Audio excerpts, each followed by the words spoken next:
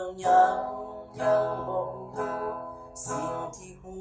คือเจ้าหมดใจทิ้งอ้ายไปตัดสายสัมพันธ์เป็นแฟนกันนานหลายปียังบ่ลืมในสมองมันเลยจำมันคนเคยหักกับใจลาฝากน้ำตาห้องกับความหลัง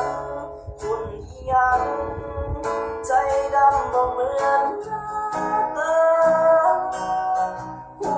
บ่นางมันคงคิดหอดเจ้าหลายย่านสิตายย้อนความคิดถึงใบหน้าสิบผมยังที่หมด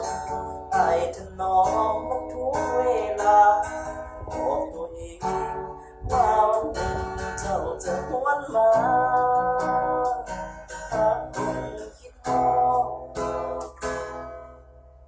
มีความหวังรอคอย